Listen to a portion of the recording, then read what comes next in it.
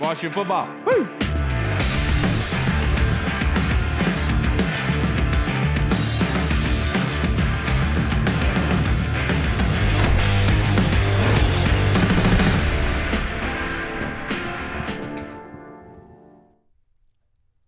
Hello, everybody, and welcome to the Burgundy Zone.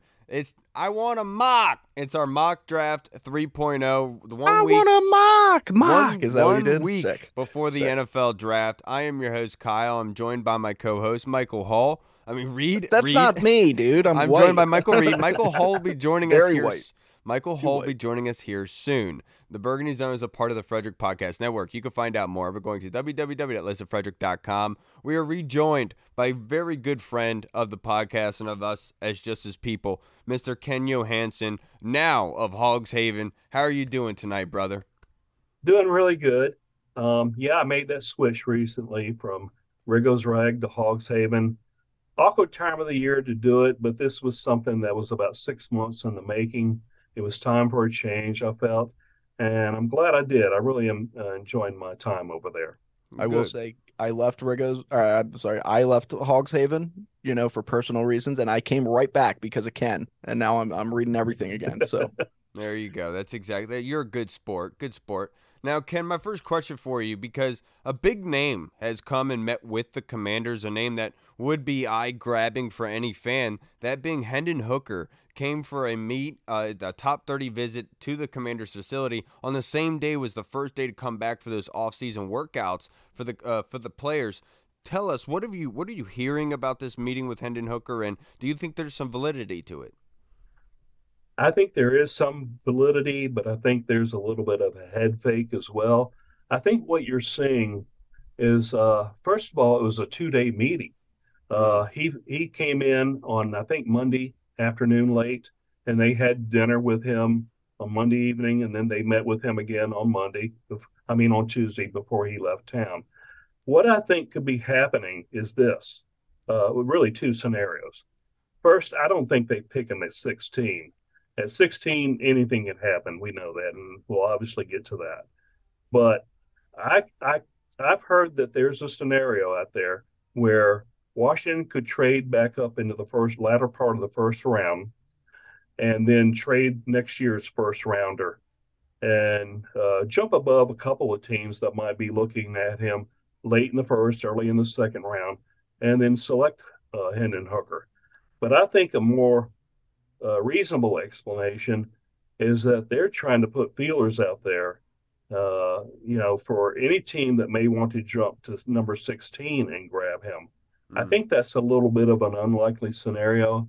I do think he'll be there in the 20s, where we don't know. He could go earlier, though. So if Washington is putting the info out there and really showing that they have a strong interest and they get extra draft picks out of it, more power to them. I think that's what they're doing here. Yeah, that would be pretty interesting. It's that time of year where you do all this crazy stuff.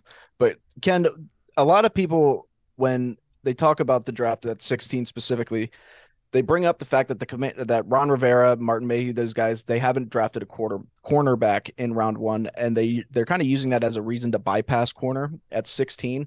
How much of that do you think is like philosophy, and how much of that do you think is just like there hasn't been a corner that kind of matched up with their needs and it's just circumstance? If you would have asked me this question, say a week ago, what you just said, I think would hold a lot of water. I would say, no, they're not going to go corner. But there's been so much information that's come out in recent days. I do think that cornerback is in play at 16. I do think offensive line is also, especially offensive tackle, is in play. I think it's going to come down to which player they have rated higher on their board. If there's a run on offensive tackles earlier, you could see a couple of really good tackles fall, and they may take one of those. But if one or two of those really good cornerbacks fall, that's going to be very tempting. So I see this now as a match race, essentially 50-50. Right. Love to hear that. Absolutely. Now, Ken, there was a visit that was supposed to happen, and it didn't happen. Apparently, it's like Minority Report. DeJuan Jones was supposed to come and meet with the Commanders on a top 30 visit. Looks like that was canceled. Can you give us some details on that? Why was it canceled, and which side canceled it? It was my understanding it was probably more from DeJuan Jones' side.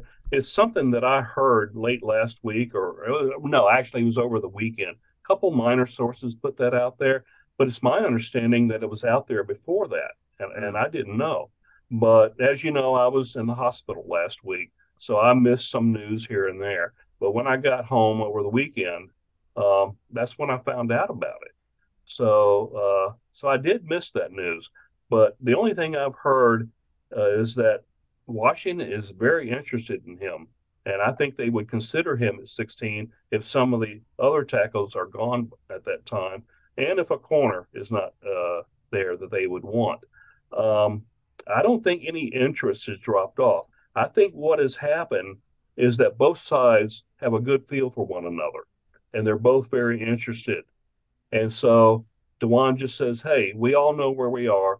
If you need to spend some extra, top 30 visits on another guy, then go ahead and do that. That's just an educated guess. I don't have anything definitive on it. Yeah. And Ken, you are the king of top 30 visits. Just saying, you're the king of keeping track of all visits. How much stock do you put into the top 30 visits? Because I know, like last year, like I've always put a good amount of stock into it. And then last year with the whole Jahan Dotson thing, they just completely, they pulled the rug out from under us. We didn't expect Jahan Dotson. We didn't know that they even were interested in him at all. We all thought Chris Olave, Drake London, Garrett Wilson, and they really liked Jahan Dotson. Do you think that that's a tactic by them, or do you think what is the point of the top 30 visits? I don't put a lot of stock into it.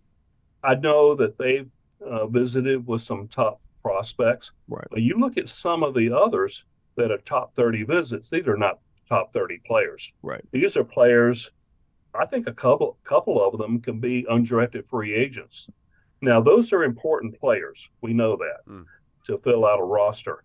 We know that there's a couple 6th or 7th rounders out there. Like recently, they met with Joey Fisher, an offensive tackle out of Shepherd University. I'm kind of partial to Shepherd. They recruited me back in the day when I played football in high school. You should have went there, Ken. I know. Yeah. It was Shepherd College back then, and I didn't go, but they offered me a scholarship. So I'm a little partial to them, and several of those players are prospects. So I think that you look at there was a couple other players. Well, there's one other player they had a top 30 visit with from Shepherd, and that's Ronnie Brown, a running back. Pretty good player. You look at his stats, they're pretty good. Yeah.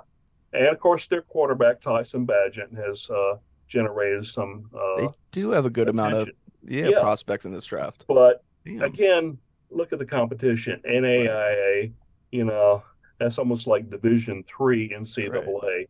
Kyle could walk on and play, right? Yeah, but, you look at Pierre Garçon, what he did coming from a Division III school. Yeah. And one of the best probably the best receiver of all time came from an HBCU school, Jerry Rice, out of Mississippi Valley State. So you can't dismiss these players. So I think these top 30 visits are just to kind of tell other teams, hey, we're interested in this player. Again, it's just a tactic. I just don't put a whole lot of stock into top 30 visits. The one thing that I've noticed in working with pre-draft meetings over the last few years is that the bread and butter, I said this last year on this podcast, that the bread and butter of all pre-draft meetings is the informal meetings. Yeah. Those mean the most. And guess what? There was no formal meeting last year with Jahan Dotson. There was like maybe 3 meetings they had, all informal with them, and they took him in the first round. Ken, we're supposed to say this in whispers off of this, Ken. You're giving away too much of our info. No, I'm just kidding. No, I absolutely love it, Ken. You're doing fantastic. Right now, let's bring this to Washington at pick 16, right? Let's bring it there just based on you being rational, realistic, and who could possibly be there. Who's your favorite right now? My personal favorite, Yes, for Joey 16. Porter. Joey Porter. Okay. Okay. We've heard that the Um, last 2 weeks from a couple people on the show. okay. So, Um, and that hasn't changed in a long time. Here's my view on cornerbacks, and I'm going to speak specifically to him. Um, if you're a top five cornerback in any draft class, you better be good at all phases of the game: press man, off man, zone, whatever it is. So if you have a weakness, you're not a top five cornerback to me. Now, I know the last few years, last few drafts, cornerback hasn't been, as strong as it has been in this class. This class is it's incredibly loaded. deep. Right. It is loaded from top to bottom. I mean, you look at someone like Darrell Luter of South Alabama. Yeah. He would have been a second rounder. I mean, well, no, I'd say a third rounder this year. He's probably going in the fifth or sixth round this year. Wow. And that's going to be a steal. And you have like Lance Boykin of Coastal Carolina, who will probably go in the sixth. He's another good player. So with Joey Porter, there's been some concerns about him in zone and a little bit of off man. But you look at some of the tape, it's pretty good. Now, I'll say this: he's good in zone, he's good in off man, he's great in press man. So you take all that together, that's a guy that's a true first rounder at that point. Yeah, he may not be rated as highly as Christian Gonzalez or even Devin Weatherspoon, but I rate him as the number three corner in this class. And at 16, that's who I personally want. Yeah. And so, okay, so let's switch it. What about who's your top offensive tackle / offensive guard, I guess? Because they could, whoever they draft, if they do draft a no lineman, they could end up kicking them inside. We don't know what's going to happen yet. I would imagine that they would be eyeing a tackle. But who's your top offensive lineman at 16? Tackle or guard? Either. Either. Yeah. It's tough because you have no idea how this tackle class is going to shape up yet. There's about 5 or 6 right. that I'll rate all equal. If Yeah. I had to, really pick one, Paris Johnson, Okay. maybe slightly above the others. But, I've heard it said over the last month on podcasts, on Twitter spaces, and so forth, people are saying that right tackle is just as important as left tackle these days. I've heard that. And I don't agree with that fully, but I think it's much closer than it ever has been. Yep. So my second favorite is Darnell Wright. Yeah. And he's my second choice for pick 16. It's very close with Joey Porter, so I just wanted to put that out there. Yeah. But as far as the other tackles, Anton Harrison, DeJuan Jones. Well, DeJuan Jones, yeah, and several of these. Right. I want to speak briefly to Peter Skoronsky. Yeah, there's some measurables there that are a little bit concerning. But you look at his technique is absolutely solid. Yes. And so I think, based on some of the measurables, he's going to be moved to left guard. Wherever he goes, he's going to be there for 10, 12, maybe even up to 15 years. He's that good. He's a true technician of the game, and he's solid. But if he ends up at tackle, I still think he's going to have a really good career. Absolutely. Ken, now to wrap this up, I only have a couple more questions for you, sir. One of the biggest storylines surrounding these workouts and the draft process, even though it's not everyone's looking at the draft, is Chase Young's fifth-year option. Do you believe that the Commanders will pick up Chase Young's fifth-year option? Oh, the most difficult question thus far. I believe they will. I believe that they're going back and forth. But why not have him around for another season? That's actually a pretty good price, and you're really going to get a chance to see what he's all about. And you know what? Before you get to the 2024 season, if his 2023 season underperforms, it's a little bit off, you can move on before the 2024 season if you want to. You can work out a trade, whatever you want to do. Let some other team, take on whatever salary he wants to have. So I tend to think they're going to keep him around under that option. But once we get to the 2024 offseason, it could go, they could choose to move on still. I got you, Ken. Now, a second to last question for you. Who is the biggest riser in this draft? If you had to pick one player that from, I guess you could say from the start of this draft process, meaning the end of the college season to now, who has risen the most in the draft boards? You know, that's a doggone good question because I have like a dozen of them. I'm going to go with that cornerback from Mississippi State, Emmanuel Forbes. Yeah. Emmanuel Forbes. And I got a little bit of background on him. He started out just as the season ended in college football. Most scouting services had him about a fourth rounder, a few a third rounder. But you look at more and more of his tape, it's impressive. Yeah. And I think he could slip into the first round. I kind of doubt it, but I think he'll go early to mid second round. But I think in the long run, he's going to be.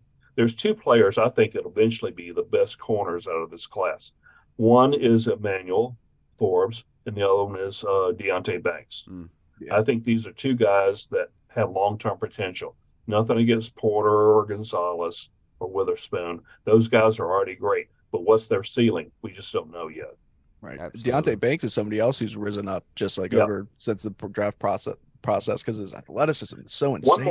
One more thing about Forbes. People are concerned that he's 6'1", 165 pounds roughly. But word has come that he has now muscled up to about 180 pounds. Wow. Really? Yeah. That's huge. That's going to shoot him up into the first round, no problem. That is huge. And and I'm pretty sure that's out there. That's why I think he's rising even more. That's why you can lose 15 pounds of water weight from like a wrestling practice. I'm sure Emmanuel Forbes could put that weight on. But who was it? Was it Jeremy Fowler who told us that Carolina had him as a second-ranked cornerback on their board? Yeah, and that's not surprising. Right. That's like you don't hear his name mentioned amongst the top three, but if he put on that much. That's why I think he can go late in the first round. I think it's very, very possible. Absolutely. Yeah. Ken, I can't thank you enough for joining us this evening, sir. It's always a pleasure to be able to speak with you. It's good to be able to speak with you and see you here. You've had such a crazy year, but we'll need to talk about that on here, Ken, of course. Can I say one more thing? Of course. Yes. The pre-draft meetings, I want to say you asked the question last year, maybe even the year before. A couple of years ago, the players that they visited with the most were linebackers. Jamin Davis was taken the first round. Right. Last year, I said that the position they visited with the most was wide receivers. Jahan Dotson taken the first. The players they met with the most is obviously offensive line, but primarily offensive tackles. Okay. That's something to keep in mind for when the draft rolls around next Thursday. Yeah. I still think a corner is in play. I just wanted to throw that in there. Yeah, it seems like they've met with a good amount of corners as well. But that's huge because the last couple of years, like we said, you kind of could pinpoint on what they were thinking based off of those. Yeah, they met with over 250 players this year. Jesus. And I know I'm missing a number of them. That's just the way it is. I'm missing a lot of information from the Tropical Bowl, the National Gridiron Showcase, and the HBCU Bowl and Combine. So I'm hoping next year to have more information on that. It wouldn't surprise me if the number's over 300 players. My goodness, that wouldn't surprise me at all. Yep. Ken, I can't thank you enough. If you guys haven't yet, go check out Ken Johannesen on Twitter. Also, he's writing for Hogs Haven, so go check out all of his work on Hogs Haven. Obviously, they've been blessed with the opportunity to showcase Ken's work, so make sure you guys go do that. Yeah, we love you, Ken. Sir. You're the best. Love you guys. Take care. I'll see you soon. Love that hat, by the way. Yeah, see, told you. Great hat. All right, Ken. Have a good night, brother. Take care. All right, everybody, it is time. Well, it's not time yet. I gotta tease it a little bit. We'll get into our fan questions, but this episode is I Want a Mock. It's time to mock. So let's do our fan questions so we could get to the mock draft. And by the way, Hall, how you doing, man? Hey, slid in good. Here. Glad I was allowed to join you guys. I thought it was a colored only section for the podcast. How dare you? Yeah. I was gonna make a joke. I shouldn't.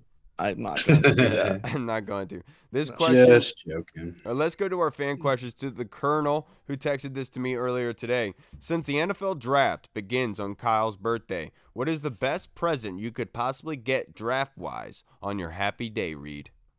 For you? No, for you. Oh, for me. Okay, the best draft present that I could possibly get. Ooh, I'm gonna go with you know what? And I'm just gonna say it. I'm a huge Devin Witherspoon guy. He's my favorite right now in this class for us, just the way that I think he would fit with us. And I'm gonna go Devin Witherspoon. I have like a list of like probably like 10 guys that I would be cool with. Kind of like Reed, we know you got to listen. kind of like damn Reed, it. like on the weekends. Got a list of 10 guys you got to hit up.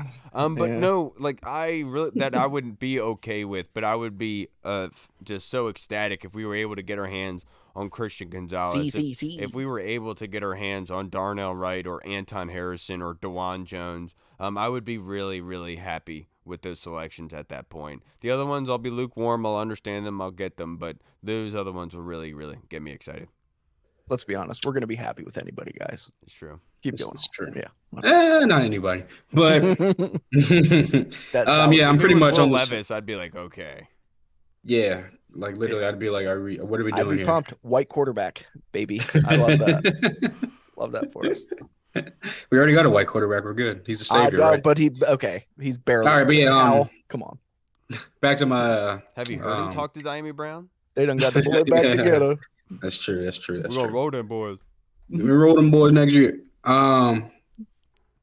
Yeah, I'm pretty much the same as you, Kyle. If we can get a Christian Gonzalez or Darnell Wright, that'd be my number one choice. But my 1A would be to trade back and acquire either a mid round to like a later round second pick in the draft as well.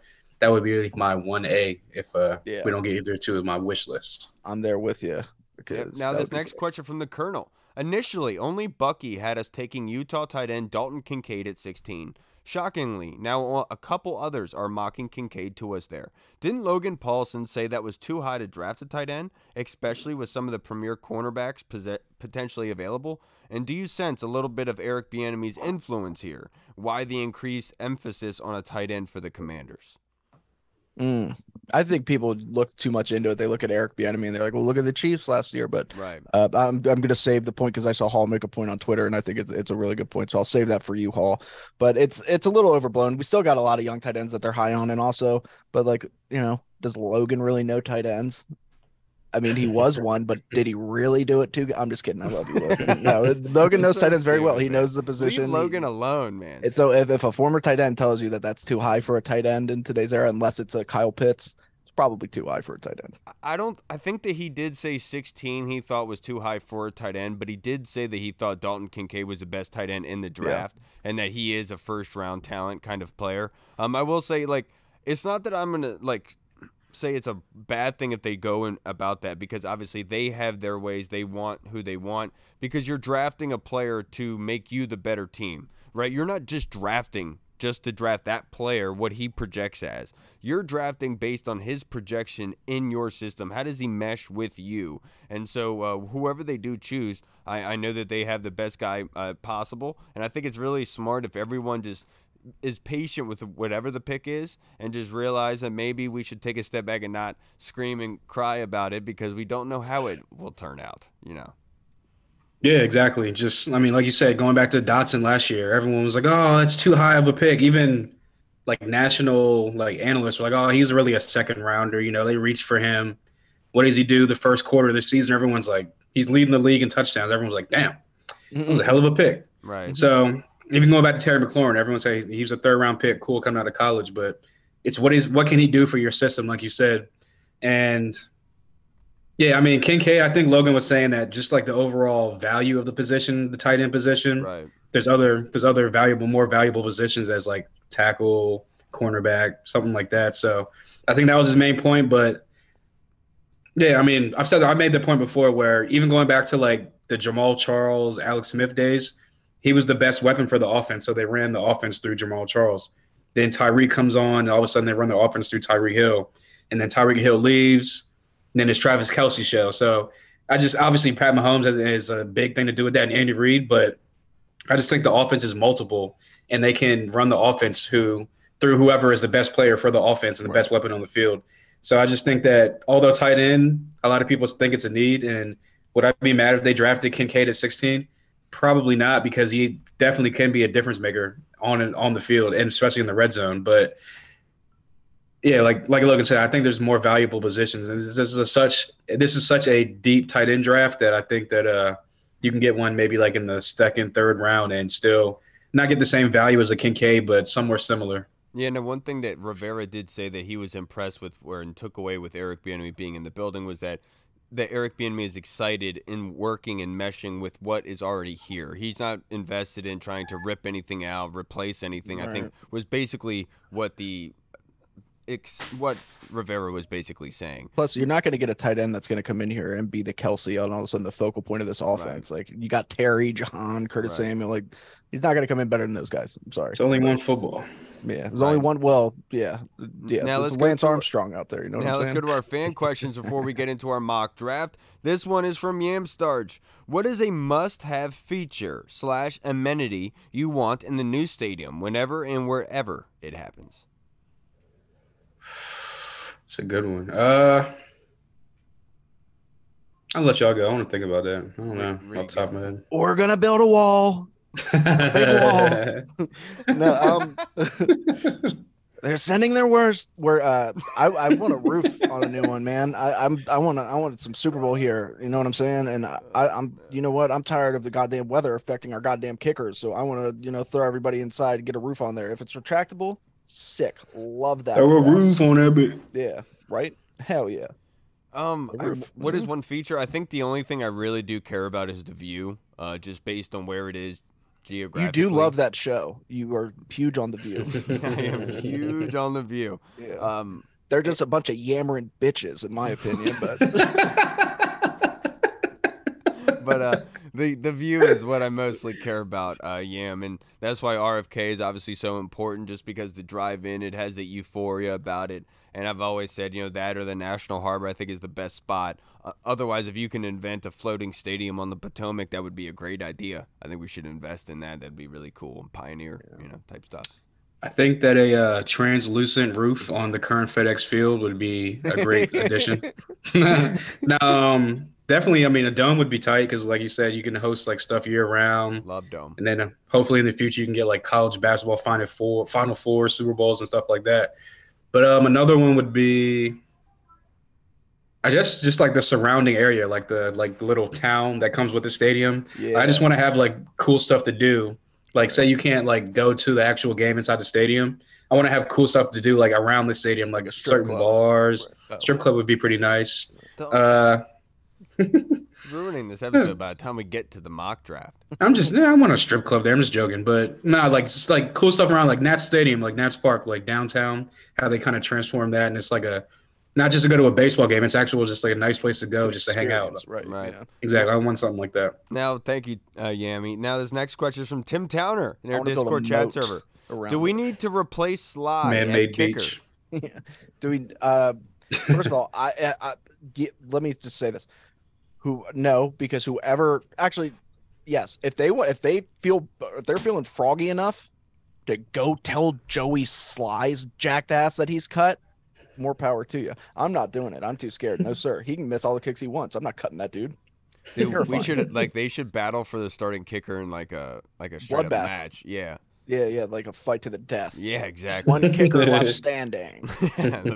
That builds up the nerves, so there's clutch kicks, No, I don't think they need to replace Sly, but I do, because they have invested a lot of time, Tim, in bringing competition for kicker, for other positions, even punters sometimes at times. And so I think that would be important to come in, just to bring the competition in, because you never know. But do I think they need to replace Sly? No, I don't think they need to. Yeah, I'm the same thing. Competition, I'm always welcome competition for any position. So do you need to just upright replace him? He's not like on that level yet, but competition, of course. Yeah, but now this next question from Andy Lockhart in the Discord. Would you try and trade back in the first to try and get another first rounder for next year? We could use that and extra picks for going up and get a QB if Sam doesn't work out. That would be ideal, baby, because when we start from scratch, you're going to want that fingernail wearing Heisman Trophy winner number 1-3 from USC, baby, Caleb Williams. No, I mean, that would be ideal. And I think trading back regardless is always ideal. I don't think that you're going to be able to trade back into the first and still get a first next year. Just, I mean, looking at the trades that have happened. I mean, last year we traded from 11 to 16, got a fourth or third, right? And a We couple got of the Sam picks. Howell and Cole Turner No, I out of mean it that. ended Yeah. up we turned it into something like it worked Yeah. out, but I'm just saying like they were mid-round picks. But hey, I mean anything could happen. Would it be ideal? Oh, yeah, it would. Yeah, you're right. You're absolutely right. I think that is probably the best case scenario that you could go for, or you could go down the route of getting picks for this draft in case, just based on what you feel the strengths are here. If you want to get a plethora of picks there, that makes a lot of sense. I'm always am an effort in trading back. I know everyone and their mother wants to trade up for everybody, and Bijan Robinson or a quarterback, and I get it. I'm not in that group. I never have been, and I think that if you are going to trade up for somebody, if in that situation, you have to guarantee success. That you're putting them in a position where they literally can only succeed. Like Big Ben being thrusted into the Steelers, right? Back in like 04, 06. Yeah. That was obviously a very good situation, and that's what you want to be able to do. So I'm always good for trading back here. But Big Ben's somebody who's always gonna have his way, like he's always gonna come out on top. Like if you're in a bathroom with Ben Roethlisberger, he's always gonna have his way. So Stop, man. Now this next question. allegedly. Last question before the mock draft from Tim Towner. Very quickly, boys. Reed, if Washington drafts a running back, who would be your favorite and why? What, in round one or just in general? Anywhere. I'm going to say my favorite. You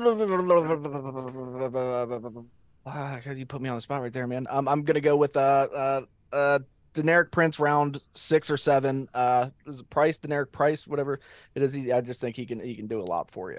I think as purely a running back, my favorite is Eric Gray, the running back from Oklahoma. I think that he fits the bill of what you want as your third, fourth running back, and being able to do everything and catching the football in pass pro and running the ball. Very good feet. Is able to extend the run and get extra yards after the carry, and he's very good at that. And so I feel like Eric Gray's great in that sense, is just strictly a running back. But if you're adding the element of a punt returner, I think Keaton Mitchell is somebody that's very electric and is very exciting in that sense that I like as well. But Eric Gray.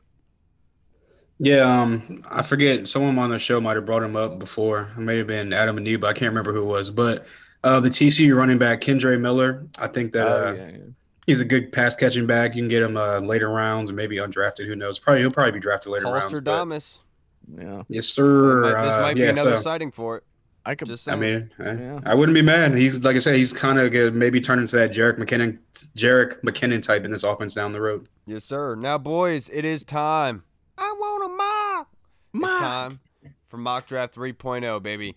So this lineup is I have the first overall pick. The fans have the next pick after me. Then after the fans is Hall. And then after Hall is Reed. And then the order resets. It keeps going all the way down. So let's not wait any longer. First overall pick. The Carolina Panthers traded a bunch of picks for this player, and this is Bryce Young, best quarterback in this draft, a quick processor, and he's going to get the ball out of his hands and make everything easy on that offense. You feel good with Andy Dalton as your backup quarterback there because you know Bryce Young's going to come in and be able to do everything you need him to do. So it's Bryce Young, number 1 overall to the Carolina Panthers. Now, going to the second overall pick, we have the Houston Texans, and we have our guy, Tim Towner, making the selection.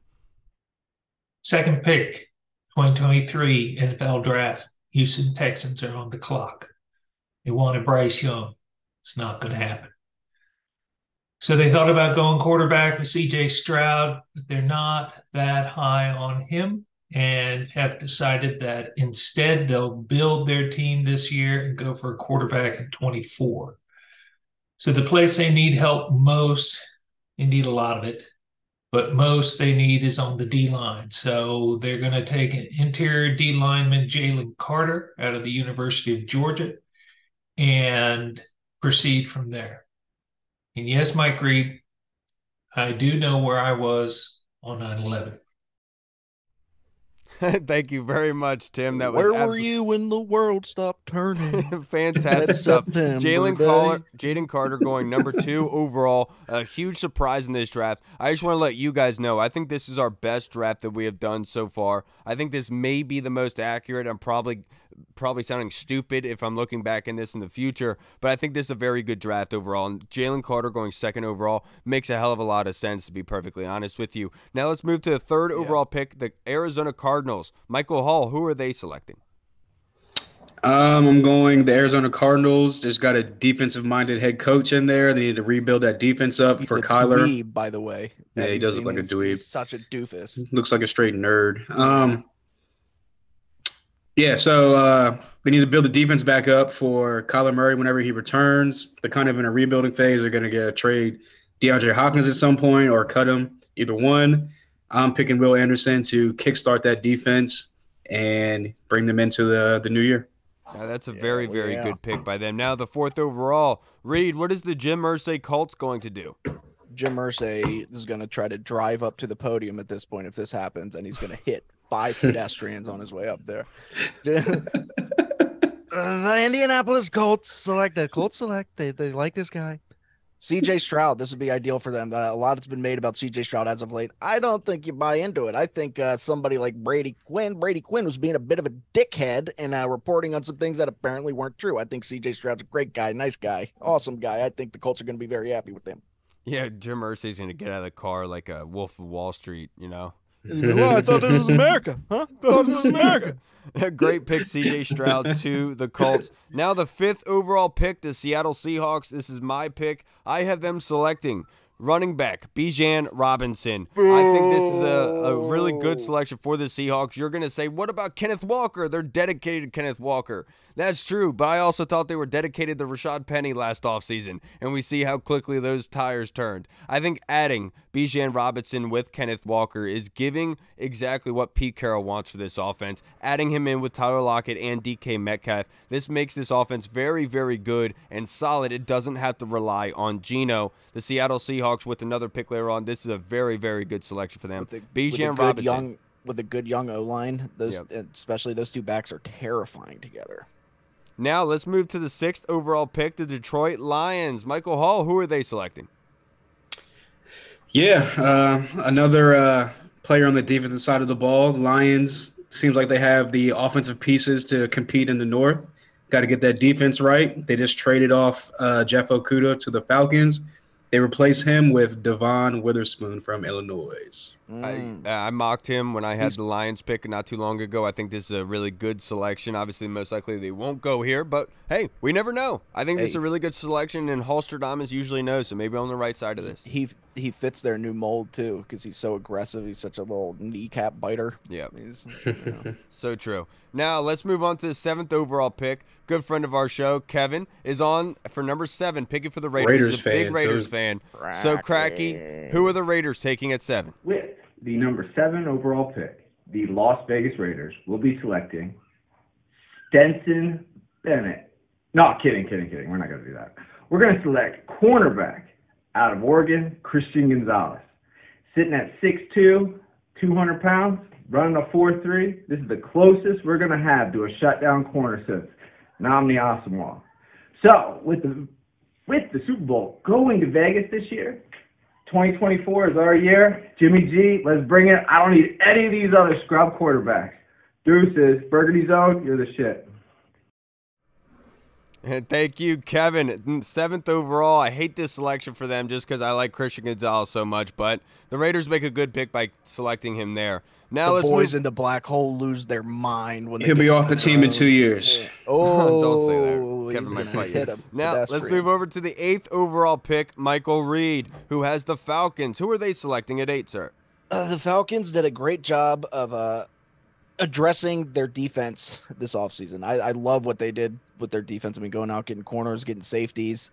They're still missing something, though, and that is a pass rusher. So they're going to get somebody who some people think could be the best pass rusher in the draft, have the highest upside, and that's Tyree Wilson.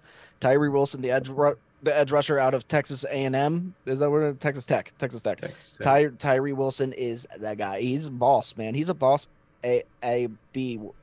Boss ass bitch. That's what he is. Now let's move to the 9th overall pick, and this is for the Chicago Bears. So I have them selecting big man Jackson Smith-Njigba, the wide receiver from Ohio State. Justin Fields gets a big name. A lot of people are going to say, what about the offensive line of Chicago? Let's follow what the Cincinnati Bengals did when they went and selected Jamar Chase for that offense over taking a tackle or a guard there. So let's follow what the Bears are going to do. Kyle, you're comparing Joe Burrow to Justin Fields? Really? No, I'm just saying that same scenario might work for you in a good sense. Jackson Smith-Njigba going to the Bears, adding some weapons for Justin Fields. If I can comment on it's crazy because, like, when I look at the Bears, like, and I do I've done mock drafts, I've always been like, well, I mean, they got Chase Claypool, they've got Darnell Mooney, they just got DJ Moore, so they're gonna go all line. But like, apparently that's a pretty popular pick in Chicago. Chicago really wants Jackson Smith-Njigba, so that good for them, man. That makes sense. More weapons the merrier, baby. Yes, sir. Now this 10th overall pick, the Philadelphia Eagles, is selected by a big fan of our show, Jeff Miles, a.k.a. Hefe. He has the Eagles selecting Paris Johnson Jr., the tackle out of Ohio State. He says losing Miles Sanders this offseason, he imagines they'll be throwing more than they were more comfortable with last season. Now they have the biggest O-line in the NFC East. Really good selection for the Eagles. I absolutely love Paris Johnson going here. Montez Sweat and Chase Young are going to have a day with him. He's a former guard too. Like he played guard for 2 years at Ohio State, so he can kick inside for the time being until Lane Johnson and what's his face, the big Samoan, retire. Yep. You know? Chase Young and Montez are biting at the bit, waiting for that. Now let's move on to 11th overall pick, the Tennessee Titans. Hall, who are they selecting? Yes, sir. They have been mocked at quarterback. There's been a lot of rumors for them trading up to get a quarterback. So I go quarterback for them here, but not the quarterback that everyone thinks. I think that they drafted Malik Willis last year, and he didn't really develop like they wanted him to. Might be a bust, might be in the XFL in a couple years, who knows? So they go the opposite of Anthony Richardson, and they go Will Levis at number 11, Ryan Tannehill Jr. It just makes too much sense, dude, to be honest. Now, the 12th overall pick, the Houston Texans. Who are they selecting? Well, they they didn't address the offensive side of the ball with their first pick. So with their second pick, they're going to come back and they're going to get somebody who some people might look at this and be like, this is a little high for him. Apparently, NFL scouts do not agree. There's a lot of scouts that are super high on this guy. That's Zay Flowers. Some people say he's the best wide receiver in this class. You just look at this guy's get off. You look at the way that he beats press coverage. You just look at the way he runs routes. Zay Flowers can be a stud in the right system. Now, will that be with the Texans, though? Probably not. But, hey, Well, it's a good shot. Now, the 13th overall pick, the New York Jets. I have them selecting guard Peter Skoronski. We heard Ken Johannesen talk about him earlier, saying he's plug-and-play left guard. He can do really well for the New York Jets. They need more beef up there on the offensive line. It makes sense for the short-arm guy to be able to go over to New York. They don't have to worry about him scaling buildings or anything. It's a safe environment for Skoronski and the Jets. yeah. Now, let's move on to the next pick, which is number 14, the New England Patriots. Our good friend Nick Luke is selecting. He's a big Pats fan. Hit him up, ask him if you want to make this selection. Of course Nick. He did. Yep. So let's hear it. Nick, who are the Pats selecting at 14? The 14th pick in the 2023 NFL Draft, Patriots select Darnell Wright, tackle, University of Tennessee. He would serve as the right tackle, probably transitioning to the left tackle in a couple years. With Adrian Clem coming in, he'll teach him everything he needs to do, get a little bit more flexibility out of the big bulldozer. And imagine him next to Cole Strange leading the way for Ramondre Stevenson. A great addition to protect Mac Jones, who's harassed on 1 out of every 3 dropbacks last year. Let's see how it rolls. Thank you, Nick. That was a great selection for the New England Patriots, getting Darnell Wright. Obviously, I'm a huge fan of Darnell Wright. I think he's the best right tackle in this draft. Absolutely great selection. Now let's go to the 15th overall pick, the Green Bay Packers. Hall, what do you got? Yeah, someone that has been mocked to us a couple times. A young quarterback's best friend is a good tight end, so they get a good tight end in Dalton Kincaid. Ooh, that's a great selection. We kind of joked about that before. But who cares about Green Bay? We're moving on to 16. The Commanders are up, the 16th overall pick. It's a huge, massive pick, and Reed is the one who made the selection. And I will tell you, I absolutely love it. I support it wholeheartedly. Absolutely love it. Thank you. You're an ally, Kyle. You're a real ally. Yaya Diaby, edge defender. Luke, I'm just kidding. What if I did, though? How pissed would you be? I'm going to go with a former Oklahoma offensive tackle. Another one.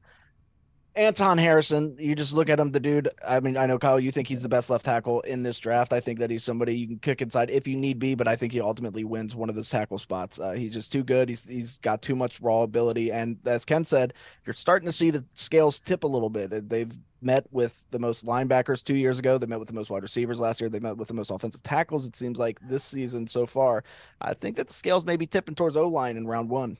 Absolutely, and obviously I would love with a deep corner class as well. So the biggest need on the offensive line is a change of identity, and Anton Harrison is a mauler, and he wants to throw people into the dirt, and that's the kind of identity change we need on the offensive line. Slam dunk pick there. Moving on to 17th overall, the Pittsburgh Steelers. This is a great pick for them, perfect in my opinion.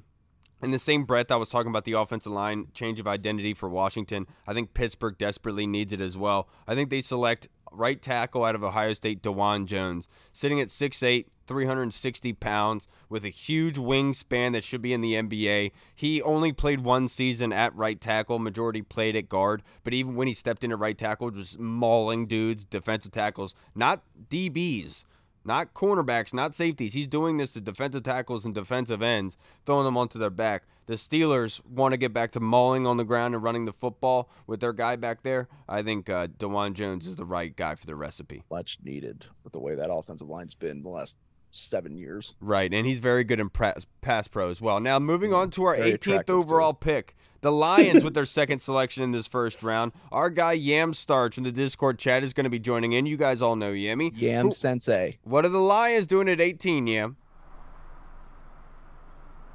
Hey everyone out there in Commander Land, NFL Land, and our Burgundy Zone extended family. This is Will, also known as Yam Sensei, Yam in Japan, or just Yam if you please. I've been given the honor of making the 18th pick in the 2023 NFL Draft for the Detroit Lions, their second of 2 first-round picks.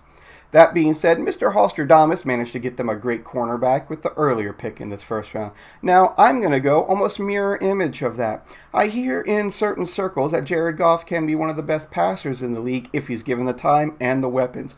Key word being those weapons. I think we need to go wide receiver here while that wide receiver pool is still even worth a dang. So, with that said, at the 18th pick in the 2023 NFL Draft, the Detroit Lions will select Jordan Addison out of USC and formerly of Pitt. The name of the game here is that he just gets open and he just catches the ball. When QBs throw him the ball, they have a QB rating of about 138. He doesn't drop the ball, and QBs are able to get him the ball with pretty much ease. That being said, I also think that he's going to make a great number 2 or 3 to go along and complement another former Trojan, being Amon-Ra St. Brown. So once again, with the 18th pick, the Detroit Lions take Jordan Addison, wide receiver out of USC. Thank you. Yeah. Thank you, Yammy. Picking 18th overall, Jordan Addison to the Lions. Great weapon to add to the Detroit. Obviously, already having their guys up front, Amon St. Ra, Jameson Williams. They're getting really good offensive weaponry, and they need it. Yeah, from right down the street from me as well, Jordan Addison, from Frederick, Maryland. So yes, good sir. for him. Now let's move to the 19th overall pick, Mr. Michael Hall, picking for the Tampa Bay Buccaneers. Yes, sir. Obviously, they lost the GOAT down in Tampa Bay. They got Baker Mayfield in there, so what better person to bring in, let him sit behind Baker for a couple games until the Tampa Bay Buccaneers just completely suck, and they let Anthony Richardson get the reins down in Florida. Florida boy stays down in Florida in the Tampa area, and the Buccaneers go with Anthony Richardson. Yeah, They really would good be selection. ecstatic if that happened. Yeah. I'm sure. There's probably no way he drops that far, but Right, hey, still. it's just a mock. Now, I think this is a really good selection. This next one to the Seahawks, the 20th overall. Reed, you're making this selection. This is their second pick in this first round. They took Bijan 5th overall, the running back from Texas. So who are they selecting here? So the first one was a bit of a luxury pick. This next one seems to be a bit of a need, if you will. They need to get after quarterback, baby. So they're going to go with Lucas Van Ness, somebody who you see some varying differences. A lot of people have him as one of the top 2-3 edge rushers in this entire draft. The dude's talented as hell. He's athletic, and he's somebody who would really benefit being up there in Seattle with that defense. So they get a good one. A white too. They get a white. Now moving to the 21st overall pick, 21. We're gonna go for the LA Chargers. I had them selecting cornerback from Maryland, Deonte Banks. I think this is a very good selection for him. He gets to go out in the West Coast, enjoy some good weather, get out of this Maryland weather. You know what I'm saying? Go over to the West Coast on a good team, and he's going to fit in right away with being able to help on that defense. And he'll be a free agent in a couple years, and somebody will be able to scoop him up for the cheap. J.C. Jackson and him. Yes, sir. Now, let's move on to the 22nd overall pick. I absolutely love this. From our guy over in the UK, Mr. Andy Lockhart from the 1 Point Safety Show. So, Andy, who do the Ravens select at 22? I've been asked to pick the Baltimore Ravens first round pick at number 22. So, in the NFL 2023 draft, the Baltimore Ravens select Emmanuel Forbes, Mississippi State. They need a lot of cover at cornerback. He's 6'1", he's got 4.35 40 speed, absolute ball hawk, and I think he'll make a huge difference to them going forward.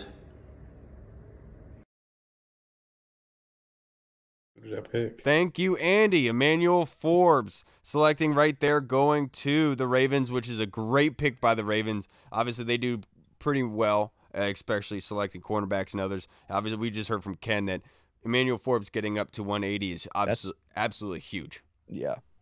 Now let's move on to the 23rd pick by Hall, who has the Minnesota Vikings. Yes, sir. Brian Flores, new defensive coordinator, gets a new toy on the outside, and Joey Porter Jr. from Penn State. Absolutely love this pick. Really good one for the Vikings. Obviously, Cam Dancer, they let go, so adding another cornerback in there in the first Pat Peterson round, also. The investment, that makes a lot of sense. Now the 24th overall pick, the Jacksonville Jaguars. Reed, you took this pick seriously. You took your time on it. You did your research. Who are the Jags taking? I was asleep.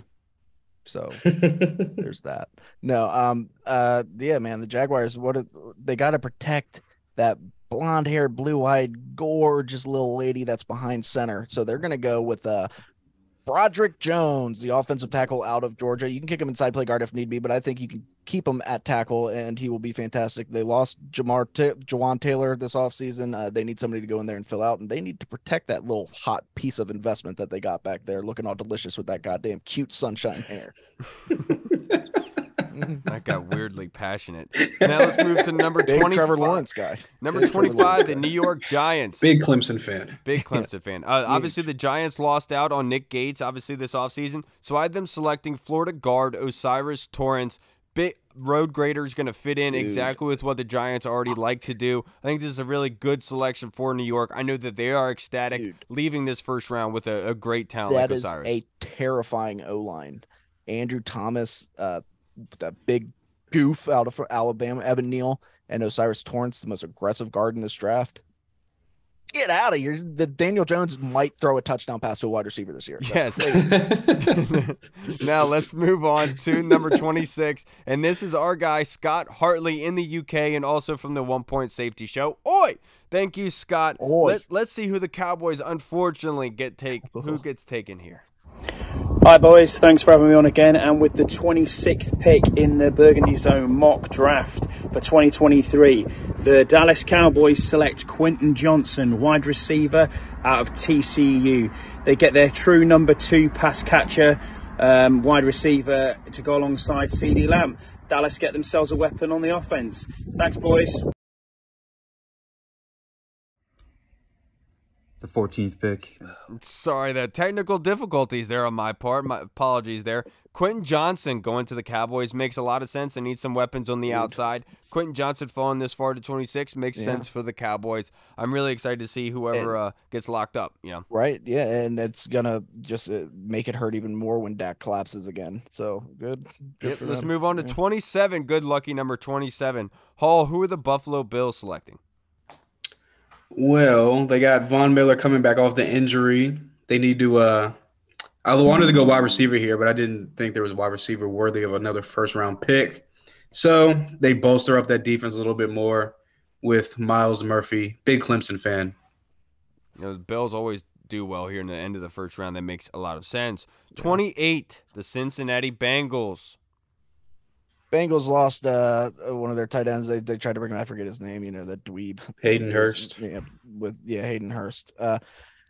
They're going to need somebody out there. Joe Burrow, the rich get richer, baby, and they're going to go out and get the best all-around tight end in this draft, and Michael Mayer, and that is just going to open up this offense even more, and it's going to be even more explosive. And his body is a wonderland, because I think he's related to John Mayer. I'm not sure. Don't quote me on that, but I'm 92% sure. Yeah, just as much as Brian Davis. Both have hogs. Brian Davis is $7 billion, right, for sure. Right. Dude, this whole time I thought Brian Davis was a white guy. And so when I saw that quote by him saying that all my money is from white people, I was like, that's bold to say in DC, bro. Yeah. Then I saw You thought he was a white guy. He played college basketball. Granted, he did play at Duke, so I will give you that. Okay, never mind. Come on. Valid Come point. on now. Okay. Come on now. Yeah. Let's move to That's why 20. Kyle thought he was a white guy. Yeah, that's what I just said. Oh. What day is it? 420? Let's move to 29. And the New Orleans Saints, I have them selecting quarterback from Tennessee, Hendon Hooker. Makes a lot of sense. Obviously, they got Derek Carr. But this is a long-term insurance plan just in case anything happens with Carr, who stayed relatively healthy in his career. But you can never guarantee that. Hendon Hooker being added here makes a lot of sense for this New Orleans Saints offense. And this is a really good selection. They're able to get that fifth-year option for him later down the line. Good selection for the Saints here. Now let's move to the 30th overall. This is a selection by my brother-in-law, BK. Unfortunately, never got back to me, but we made the selection for him. So we went with the running back from Alabama, Jahmyr Gibbs, going to the Eagles. Makes a lot of sense for them. They want to get back to running the football effectively. Take that weight off of Jalen Hurts because now he's got all that weight with all that cash he's got on his back. So they need to take some of that off. They go out and get Jahmyr Gibbs to help with their running game. Losing Miles Sanders, too. They get somebody who some people compare to Alvin Kamara. He can catch passes out of the backfield. They could have went defense as well, but this offense, you've got to score points to win, and they score a shit ton of points, and they're going to score even more with somebody like Jahmyr Gibbs. And not against his defense. All right, now let's move to the last pick of the first round because the Dolphins cheated. 31st overall, Hall, who are the Kansas City Chiefs selecting? I don't know because I just was informed that I was making this pick. So I'm just going to scramble and say, forgot his name because I just looked at it. The Georgia Tech defensive end edge guy. Nolan Smith? Hold on, I just looked at his name. Damn. I'm going to have gray hair by the time we find this guy. I can't find it. Oh, Keon White. There it is. Keon White, edge rusher from Georgia Tech. I'm sorry, dude. Bang. So basically what happened is BK never got back to us. So, we never got that 30th selection selected. BK, So that's why Hall okay? never made the pick until now, so he's put on the spot. I was up against the clock. It was 5 seconds left. I had to run out there real quick and just throw a name out there. Some people would say Matthew Bergeron is another guy that could be intriguing there. Cody Mock could be this year's Cole Strange going up there. Right. They just drafted a DN last year, didn't they? Oh well. They need both. Pass They rushing need league, ends. yeah. They score so many points that they're going to constantly be going against teams passing the ball, so they're constantly rushing the quarterback. Yes. So thank you guys for participating in our mock draft 3.0. Thank you, Tim Towner. Thank you, Kev. Thank you, Hefe, Nick, Yami, Andy, Scott, and BK, who you didn't even participate, but thank you anyway, brother. I appreciate you. Thank you, BK, as always. for being you. All right, everybody, that's going to wrap us up for this episode. We are not going to be going live from draft night at FedEx like we have for the past 2 years. So we're going to be doing a show on Thursday. I'm not sure if we're going to do a mock draft, but maybe we'll just be going live for the draft. So I'll keep you guys updated on that throughout the week. But I appreciate everyone. If you made it this far, you are a champion. I really do appreciate you. Let us know in the comments what you think of the mock of the pick at 16 with Anton Harrison. If you agree with it, if you have some questions, we'd love to hear from you guys. You guys know why we're not going to the draft? Because it's just another one of life's simple pleasures ruined by a meddling bureaucracy. It's just not cool. Anyway, did you guys know today's 420? We didn't even mention. All right, that. everybody. What? Also, I'm Kyle. Also, some guy. Happy Thanksgiving, everybody. Yeah, we won't miss him, right? Yeah. Also, Kyle will. Yeah, Kyle will. If you ask Twitter, Kyle will. Kyle will. Kyle loves Dan Snyder. Twitter Also, knows, bro. Twitter knows. Twitter knows. Twitter knows. And I used to be a woman. Little known fact there. All right, everybody. I'll see you on Monday. Have a good, safe weekend. Washington football. Woo! Hey, what's up, everybody? It's Kyle. I just wanted to say thank you so much for watching. And if you liked what you saw, make sure you hit the subscribe button and the notification bell. That way you get notified when anything new is uploaded to the channel. Also, we just launched theburgundyzone.com. You can go there and find all of our latest news, articles, and the latest episodes that are uploaded. Again, we also have the Discord chat server, where all of our VIP folks are in, like Andy Burrows, Scott Hartley, Sergio Martin is in there as well. Don't miss out on the Discord chat server. Go and check that out. Until next time, everybody, Washington football. Woo!